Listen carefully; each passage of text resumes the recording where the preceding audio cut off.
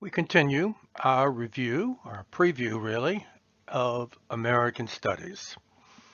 Against the long history of civilizations in the Western Hemisphere, the past century and a half since the cataclysmic Civil War is but a blip. As against the American Republic, however, it's been a while, and it's been interesting. Among the great trends was the westward migration powered by a network of canals, railroads, and highways, and most recently, planes. As Americans moved west, the world moved to America. The second half of the 19th century and the end of the 20th saw major migration waves from every corner of the earth. Economic booms and collapses followed as an upward trend in business and trade drove forward. The Great Wars in Europe and a long Cold War with the Soviet Union stretched our will and our resources. Technological developments drove many trends. We, of course, visited the moon, but it seems to have been, for now, a passing fancy. The little transistor embedded in computers has almost completely changed how we live, communicate, and interact with the rest of the world, as it has in every country.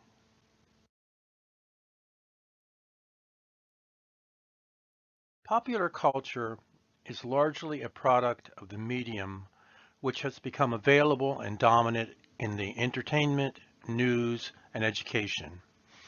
Before popular literacy and print media, news spread only as fast as the word of mouth. With newspapers, magazines, radios, cinema, TVs, PCs, and more recently, a maze of international social and information platforms, the rate of change has accelerated geometrically. Once Americans might see themselves in the esteem of their neighbors, or perhaps a mirror. Today, a clamoring array of media outlets compete 24/7 to tell us who we are and what we want. It's not surprising that our neighbors in the world might be confused by what the American identity might be. Perhaps the greatest and most consequential trend of the past 50 years or so has been a renewed wave of migration from all points.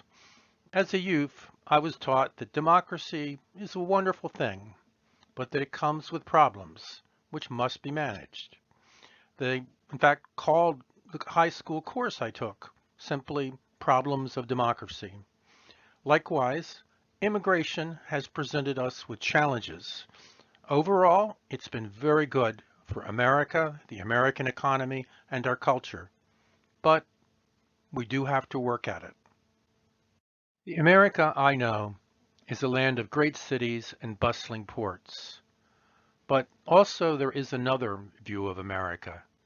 Like many countries to the east of Europe, it is blessed by millions of square miles of grains, corn, and other farmscapes.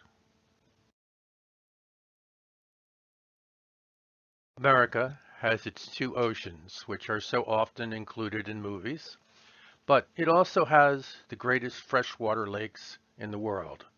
Two mountain ranges, vast deserts, long wide rivers, great swamps, and prairies covered with cattle and bison.